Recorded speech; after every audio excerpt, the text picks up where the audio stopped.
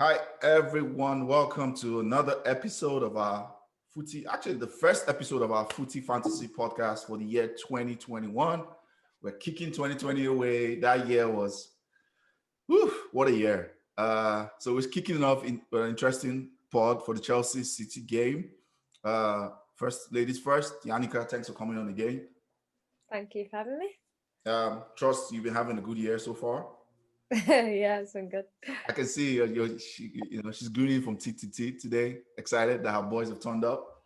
Uh, and also, my man Idris, thanks for coming on, regular guest from from the Thanks for Chelsea having me. Thanks for Chelsea having me. faithful. Hope your year has been good so far, Idris.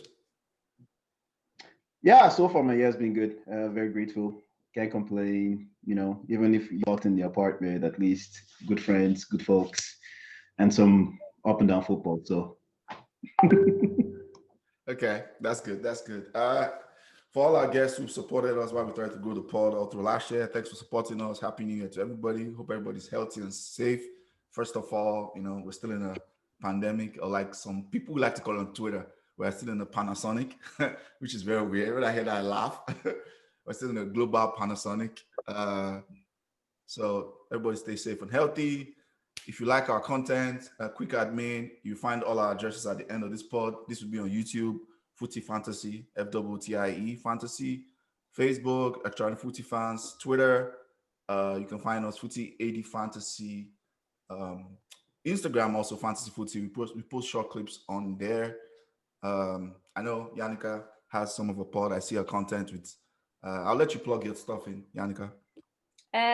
Yeah, I have my own YouTube, Yan City ENT, but I do a lot of my shows on Sarcasm City. Okay. So yeah, subscribe to them. Okay. And if you want to send me the link, I can put it in the description when the video is Yeah. out. Yeah, send me the link. Uh, we'll jump right in. I think it's only fair we start with the host. Idris has a lot to get off his chest. What happened? Lampard, Pep Light, Brexit Pep. I call him Brexit Pep. he got schooled by the original Pep. um, I am very firmly on Lampard out at this point, and I know I was the huge Lampard in guy, Sarri out, and I'm saying Lampard out for the same reason I said Sarri out, and it's very simple, and I don't know why people can't really understand why I was Lampard in then Lampard out, because we humans like to we like to fixate our beliefs on something, and if you dare change your mind because of the new facts presented to you, people say you're flip-flopping, and I wonder how you go through life without actually opening your mind and seeing what's going on. Right. Frank Lampard just got it all wrong. On this podcast, it's also been predicted that, like as you said by Ola, that he will struggle with signings. And if you remember last season, I told you like sophomore years are the hardest years for young players coming into the league. I expected this to happen. And my problem is a lot of people don't understand, like, this is a norm. This is supposed to happen. You understand? But there's also another addition to it that really gets to a lot of people, and is the naivety part of the coach. We can totally see is very naive. In the last 8 games, our attackers, our number nines, have played a crucial part to our system of play. Everybody said like just bang goals, but there's more to it. They give us aerial prowess when we cross in or when we go at defenses. They also track by doing set plays or sometimes even counters to win aerial duels. Okay. They give us an outlet to play, so there's less pressure on having to pass side to side and hold on the ball. In the last 10 games, every Tom, Dick, and Harry, and a blind person can see that when you shoehorn a new signing that is not really ready. He's not a Kun Aguero with talent level, although he's the same height. He's not Carlos Tevez. He doesn't have a good build-up on play. He can't take a player one-on-one. He loses possessions constantly. And after all this happens, you get a wave of attack coming at you. It is freaking night and day. You can't accommodate this guy. You need to win ugly and still get the likes of Tammy Abraham and Giroud to give you outlets to build up your play, to win dirty if you have to. Then later, as Yannicka said before we got on the podcast, when it clicks, we start to see the free flow in Chelsea. But everybody's like, no, he doesn't know what he's doing, playing through the middle, bringing ZH. And here we are. It's very obvious. We got schooled today by the best at the game in what we were trying to do. We literally came with knockoffs. Lampard has been naive. If you're Hudson Odoi, Tammy Abraham, Fikayo Tomori, or you're even Kovacic, you get picked out, you're gonna be like, what do I have to do? Do I have to kiss my coach's bare bum to start? Because Werner might be doing that, and I'm not doing it. So there's something Werner is doing that is getting this. This guy has played literally almost every game 90 minutes, and he's only giving us 4 goals in the Premier League, and 2 of them are penalties. Tammy Abraham has only started 8 games, and he has 6 goals. Giroud has even half less, and there's something wrong here. Any idiot can see it. And somehow we're back to Sarri 2.0. I can't do it. I just can't. I'm done. I can't. He needs that was a passionate. to be fired. He needs to be fired. Okay. He needs to be fired now. So we've heard it officially. Immediately. I love this guy, man. He's still going to come on first place. He needs to be fired. Okay. Yannicka, after that passionate rant by Idris, I think yours is on the other side of passion. Tell us how. I know it's time for you to wax lyrical about your boy Gundogan. So let's go. Do you know what? I think this season it's funny because everyone's kind of ruled us out a little bit. That's true.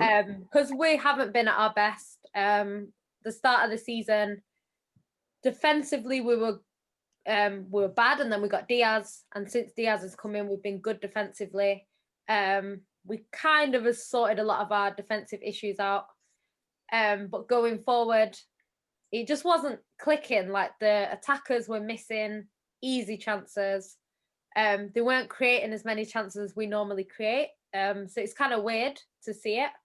But I've always said the whole season, like when it clicks, when the attacks like click together, we're gonna see a fantastic team. Because with City over the years, even though we scored so many goals, defensively we have struggled from time to time, and that's why like if City were kind of 2-0 up, I'd always be a little bit worried until we got the third, because I think we can concede 2.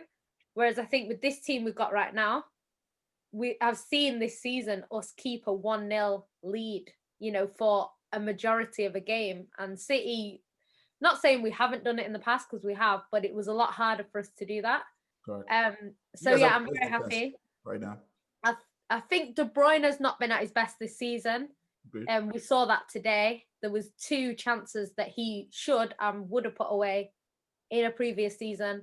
But this season, he's not been as clinical. I'm glad he got his goal, because I think he needed it, because he hasn't scored a goal from open play. Yep. So he needed that. But yeah, he's not been as clinical. I think the whole team haven't been as clinical. But today, and the last game actually, we started to become more clinical. So I think City will get better. I don't think that was like the height of the season. I think City will get better.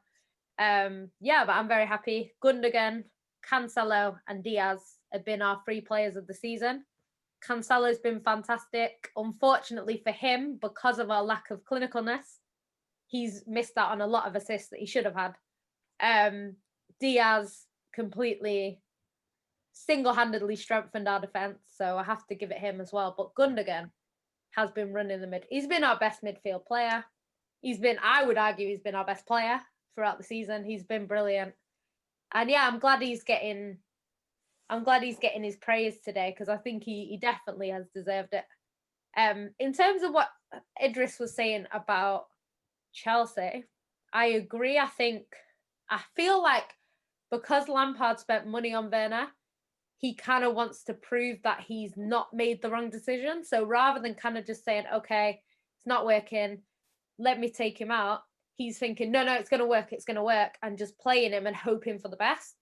But I think sometimes you kind of have to admit that, not even that it's the wrong signing, because I think he will be a good player. I just think some players take longer to settle than others. It's a little bit like when Rodri came in and he wasn't playing that well, and Pep kept playing him, and he's turned out to be a decent player. I don't think he's the best ever. Yeah. I think he does his job. You know, his job is to be a defensive midfielder. He does his job a little bit, just not to the level of Fernandinho. But Fernandinho is brilliant, so it's a little bit harsh to kind of compare him to Fernandinho because Fernandinho is so good. But yeah, I think, and it has, over the times that he's been playing it, he has got better. But I think it's just, when it's an attacking player, you can't really afford to leave them in there, especially when there's other players that are more clinical or are doing more. I think Ziyech, however you say it, I think he's been Chelsea's best player. Obviously, he's been out for a bit, so when he's come back, he's not going to be match fit and scoring today. I thought he'd still give us a problem. Obviously, the way City played, it kind of didn't really matter too much. I think if City had a poor game, we would have seen more from him. But yeah, so I don't blame him for starting him. I think Giroud is the scariest person that can play against Man City. I think he should have started. We have a very small team. I know we have tall defenders, but we have a very small team in general. Correct. And if you're putting corners in, Giroud's probably going to score, especially with Edison out as well. We're slightly weakened. So, yeah, and we're not great at defending corners anyway, so I would have played Giroud. Thank you. Yannicka, thank you. Thank you. And and this thing really, I don't understand why people don't see this. Because throughout, after the Arsenal game, right, everybody was so fixated on Arsenal beating Chelsea 3-0. And I was telling them, we didn't get outplayed by Arsenal. Arsenal was just not going to roll over and die. They're going to put up a fight. But the standard of which we play, we weren't there. I understand that. But if you look at the goals Arsenal scored, a penalty that you could debate, what penalty? A free kick that Xhaka would never score for another 10 years of his career, and a freak goal that Saka scored. Let's be honest about it. That's the 3 goals. You understand what I'm saying, right? We didn't offer much to get anything out of it, so we didn't threaten. I can understand that. We come to the Aston Villa game. We were bombarding Aston Villa. Aston Villa don't roll over too. They fought back, but you could totally see we're still keeping this guy on to prove what.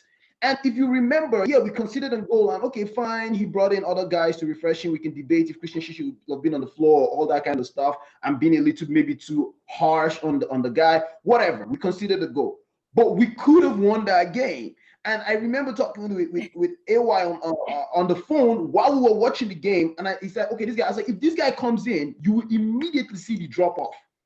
You will immediately see that the players have no clue what to do with him as the point man. You would actually see that they will run and get to the line, and they will look around and they'll start passing it around. Not because they don't want to pass to him, not because he's a bad player, but everybody has to fit to this one guy. That will not happen in City. Mourinho is not going to tolerate that. Even Ole Gunnar Solskjaer is not going to tolerate that shit. We've seen what he's done to Pogba. At the point, it's like, yo, this thing is not working, man. Go to the bench. Let me put somebody else. Lampard is, and it pains me to say this, it's almost like the Moyes syndrome. David Moyes is killing it in Everton. Then you give him a Ferrari in Manchester United, and he just screws it up. It's almost the same syndrome with Lampard. He was doing well with literally nobodies. He punched way above his weight to get into the 4th place. Then now he gets there, and he's exhibiting this stubborn attitude of it will work. How would it? It's if I'm Tammy Abraham, I have 1 more year left of my contract, I'm definitely leaving Chelsea. If Bayern Munich comes for Cho right now, Cho is like, I'll take the deal. You guys just let me go.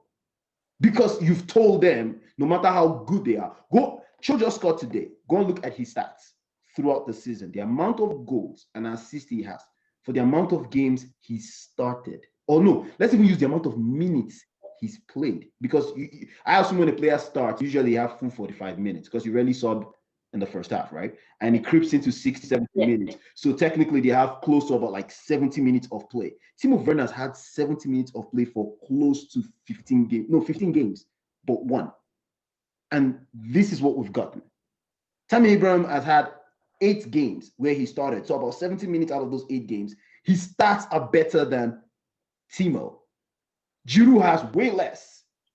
And players feel when they play with this guy, they can play through the middle. With Tammy, they feel they can play through the middle. He can run off the shoulders. His hold-up play is much better.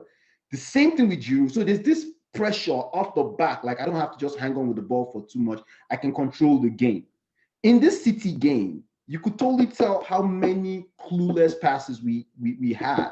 The City would just collect, pounce on, and come at us. It was because these guys are just, there is no outlet. I don't know what anybody doesn't get. There's no outlet. These guys can, I know bad soccer, but loop the ball up front and, and let me just get rid of it. At least Tammy Giroud will hold it up there and do something. You don't have that. What they have is this guy with a massive, heavy first touch, can cross, can pass, doesn't run into the right channels. It's like you have to literally feed Timo. And here's the thing that's painful. Everybody was like, oh, but he wasn't shit in Leverkusen. It takes a special, and it's weird. Leipzig, sorry, my apologies. Thanks for correcting me. It's like, okay, but Bruno Fernandes came to Manchester United and he fit. Still a phenom. I'm still trying to figure out how did Bruno fit in. So let me jump in. Easy. I'll defer to you on that, but let me make my point on comparing him. I defer to you on Bruno, and I want to know why, please, sir. We've had this issue at Chelsea from Shevchenko, Matej Kezman, Fernando Torres, Morata. We've had this same problem. It's not like we haven't seen this before. Why is everybody shocked that we have not seen this before? So why are you scared when we say get this guy off the pitch? It's not because we hate him. As Yannicka said, he's a bad player. He's just not ready. With time, he will grow into it, and you need to show him we grow. But every time we've had a Diego Costa or Didier Drogba, even the Frank Lampard and John Terry, and Abramovich buys all those players, the creme de la creme always rise to the top. It doesn't matter. They will rise to the occasion. They will match the competition. Otinodoye, Tammy, Giroud, everybody's showing that right now. Even Kotzuma is showing that right now. You feel me? The signings have come in, it's consumed them. It's a new city, it's COVID time. And honestly, in the Bundesliga, you have space. Yep. In Serie A, you get space. In the Premier League, you have 6 foot tall players chasing you like they are 5 foot something. Right. So like you don't get that split second. So you need to adapt. And Lampard doesn't want to admit that this 25 goal a season player in the Bundesliga needs to adapt. That is his downfall. That's my issue. Everybody's like Bruno Fernandes. No, very few players come in and just light it up in the Premier League. It takes them some time. You answered my question, actually. That was going to be my response. I think he's an outlier, right? And in every data set, you never use an outlier to judge the whole data set, sample size. Bruno Fernandes is an outlier. I cannot remember right off my head any signing that has done that. Right off my head, right now. Maybe Cantona for Manchester United. Man United. Exactly. RVP, Van Persie, maybe. Because even just like a whole new squad. Yaya Toure was like that. Maybe Yaya Toure was like that for City. Yeah. We've had a few because Aguero came and killed it straight away. I think he got goals in his first game. Like Aguero just hit the ground running. But it's not everyone, and it doesn't matter how good they are. Some like people have even said in the past, oh, would Messi do well in the Prem? Obviously he would. He mashes up English teams every time he plays them. Yeah. But people still question it because it isn't a guarantee. And it's the same with managers. People say, oh, we'll get this manager in, he'll be amazing. It's not guaranteed. You know what I mean? Obviously, the likes of Pep kind of got a guarantee because history tells you. Yeah. But even then, he could have come to City and not won us the league. Like, you just don't know. So I think everyone's a risk. Every player's a risk. Every manager's a risk. And I think sometimes it works, sometimes it doesn't. Sometimes to hit the ground running, sometimes it takes them 2 to 3 seasons. Like, just depends on the player. But I think Werner's too good a player to not come good. I think he will. But I just think, like Idris is saying, I think maybe, I don't know, maybe he could play him in the non-league games, where, like, because I know, for example, at City, Ferran Torres has come in. He seems to have kind of hit the ground running a little bit, but he's played mostly in the Champions League. That's true. That's more similar to what he's used to at Valencia. So he does really, really well in the Champions League. He's done all right in the Prem as well. But obviously his better performances are in the Champions League. And I think that's because it's more similar. So Chelsea could do the same. They could play Werner in the Champions League because it's more similar to what he's been used to in Germany. And then in the league, let your Tammys, your Hudson-Odois, the ones that are used to English football, maybe take the lead more in them games. And then when Werner's got into his scoring and he's got quite a few goals, them putting back in the Premier League squad. That's what I would do if I was Lampard, but I don't know. So coming from both of you guys, that's a great So point. Go ahead, Idris.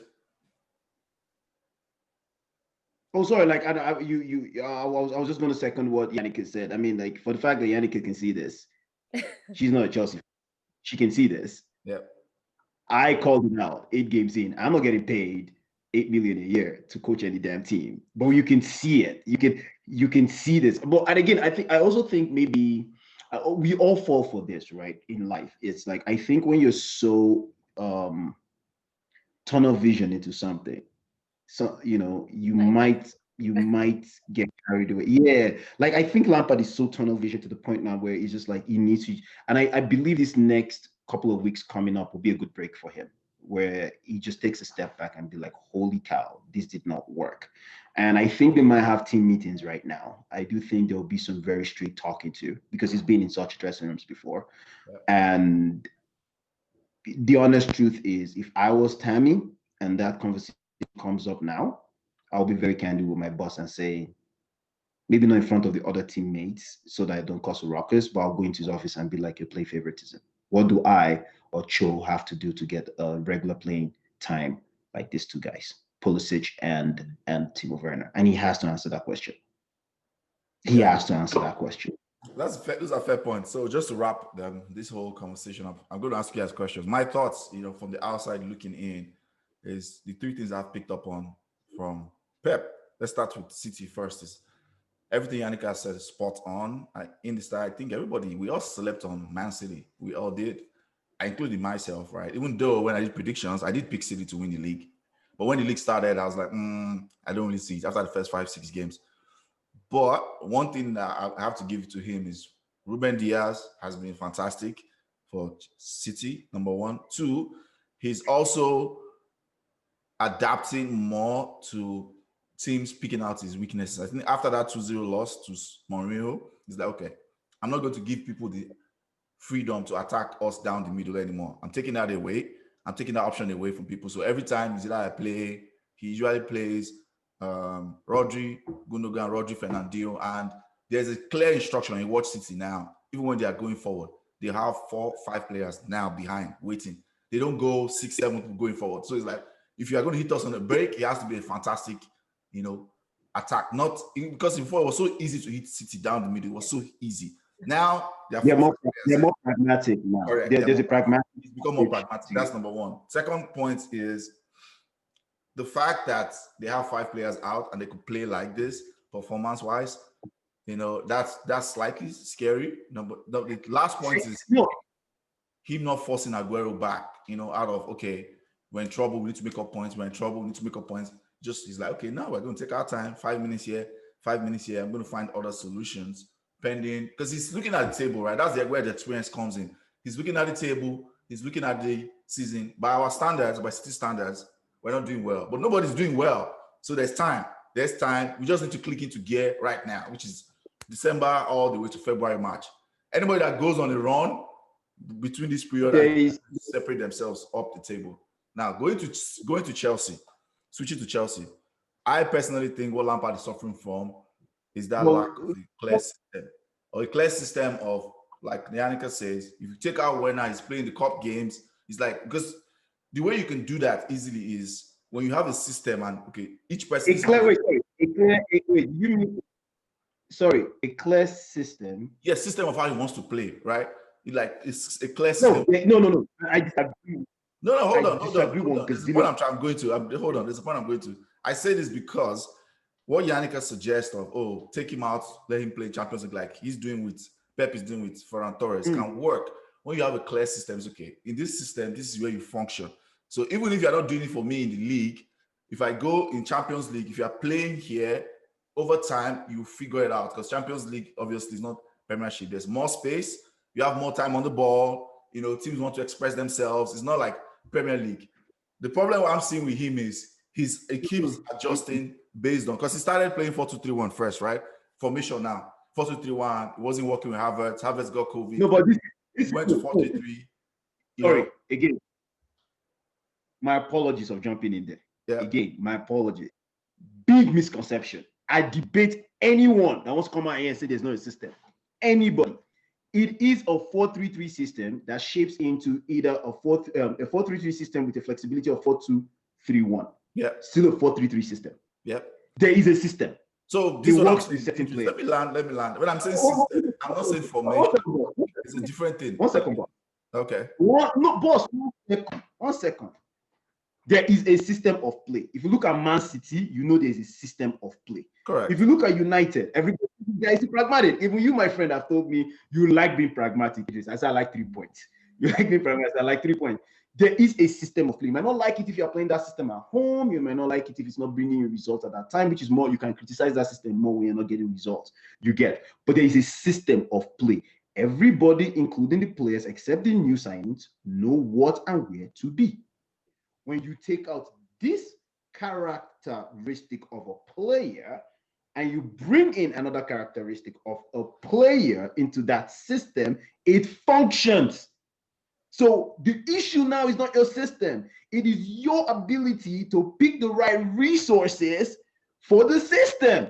So that means, hold on. So that's the problem. Point, right? In the sense that if you are a manager and you bring out a system of play, yeah. When you try somebody in that system, I don't really care about formation. I'm talking about system. What his role is. When that person's role is not working, it's left for you to say, oh, okay, this role doesn't work for this person based on how I want to play, right? I'm going to switch this person's role to a different role, right? In that system and make it work. Why not trying to just instead of shoehorning him? So that's the point. I don't want to drag us on and on about this. This is why I got stressed out about that system thing. Timo Werner has played on the right, on the left, in the center. They've been trying to look for what works for him. Correct. Kai Havertz, same thing. We found out Kai Havertz seems to work better in the midfield because he can build up play. He can get into the box. So that's working for him. We just need to make sure that he gets comfortable and healthy enough till he can do it, right? Yeah. At least Kai is coming from the bench, right? The issue is this player, Timo Werner. Lampard hasn't figured out how well he suits into the system. He's of the impression that this guy can take players one-on-one because he's gotten away with it in the Bundesliga. He's of the impression, Timo, because against Newcastle, and I believe which other team, he's run from deep. Yep. And he was given space. He was given space to do these things. So he was able to do that. Then he made it off to Tammy. The point is, there are times you can see it's not working for him. He, as a player, needs to figure out, okay, I've gotten away with this throughout my career in this league. It's not working for me in this league. How do I, as a person, fit this system or get my best traits to work with this system? Okay. We only were okay with Timo to a certain point because we were getting assists and his work rate was amazing. But now that the rate of returns, kind of like the negativity outweighs the positivity, you can see the frustration in people like me. Like, why is he still on the pitch? We are not getting anything out of it. That's the problem. Once he's out, the systems, we might play badly, concede goals, but you would notice that Chelsea seems like they might get a goal. Chelsea seems like they might edge in. Look at that penalty. I can't remember which team we played. My apologies. We were like down 3-1 or 3-0 or something. Tammy puts a goal. Arsenal game. It was Arsenal game we missed the penalty, right, Jorginho? Right. That game just looked like a game that was gone. And somehow, up until Jorginho missed that penalty, if he had scored, it was 3-2. And I believe this squad could score goals. Okay. So we're running out of time now. Yeah, sorry. So for me, it's just this guy, the coach, hasn't figured it out. Both of them. Something is wrong. But because of the stubborn nature of the coach, we are all suffering. And everyone thinks if you get rid of the coach, a new coach will come in, will do better. I believe so, if the coach isn't so hung up on using this guy. Okay. I think it's a good place to wrap up that discussion. Let's jump into moments, your best moments for 2020. Yannicka, you haven't spoken a while, so let's start with you. What's your best football moments for 2020? Mine would be the last game that I went to was the Carabao Cup final. So it'd be that. Because after that, they kind of stopped fans like 2 games later. And the 2 games were away at Man United and away at Sheffield Wednesday. So I didn't go to either of them. So yeah, that's the last game that I saw live, and obviously won a trophy. So Okay, yeah, that's my moment. that's a good shout. That was against Villa. Am I right? Really. Okay, that's a good shout. Idris, best moment, football moment 2020. I was still watching the Canadian play in Bundesliga. It really, and also looking at the growth of, I would say Bayern Munich was my best everything, the Champions League. Okay. And it really gave me perspective as to how very odd this thing called talent is. A player could be very crap, in one's phase in their life, and down the line they grow into their body and they just turn into this thing, and there's a huge promised player and their body grows or something happens or they're in a different environment and they turn into a Timo Werner. So it's like, it's Bayern Munich, and I've been a Canadian, been an Afro-Canadian and seeing an Afro-Canadian story in the Champions League was really huge for me, because he played in Vancouver Whitecaps and he played with a bunch of kids that we trained here in Calgary. And it was just beautiful to be like, wow, man, this is crazy. So that was one of my best moments. And just Bayern Munich running right. You're talking about Davies, right? Antonio Yeah.